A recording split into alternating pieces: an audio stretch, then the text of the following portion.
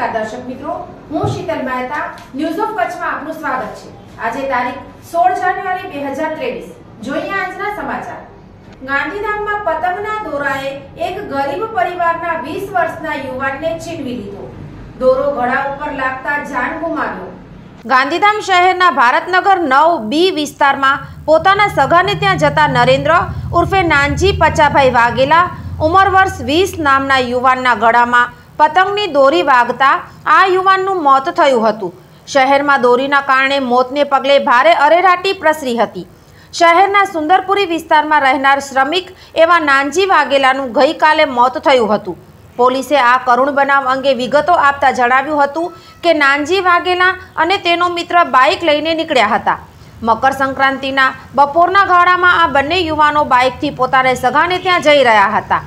પાછળ બેઠેલા નાનજીના ગળામાં પતંગની દોરી ફસાઈ ગઈ હતી, જેમાં તેના ગળામાં ગંભીર પ્રકારની ઈજાઓ પહોંચી હતી, તેમજ વાહન ચલાવતા અન્ય યુવાનના કાનમાં પણ ઈજાઓ થઈ હતી।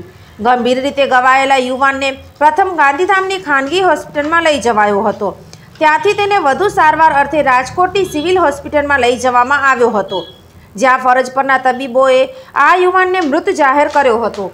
પક્ષીઓ માટે ઘાતક પતંગની દોર હવે માનવ જીવન માટે પણ ખતરો બની રહી છે। પોલીસે ચાઇનીઝ દોરી વેચનાર શખ્સોને પણ પકડી પાડ્યા હતા। તેમ છતાં આકાશમાં આવી દોર નજરે પડી હોવાનું સૂત્રોએ જણાવ્યું હતું।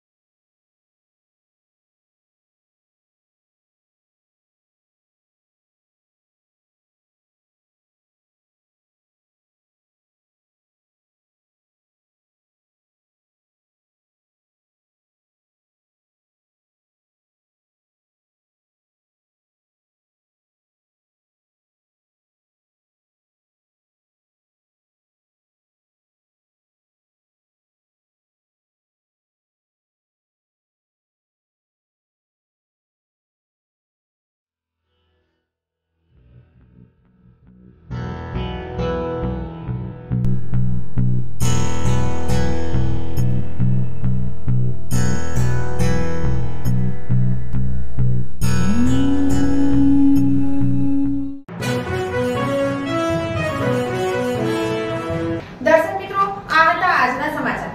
આવતીકાલે ફરી મળીશું, ત્યાં સુધી મને રજા આપશો। નમસ્કાર।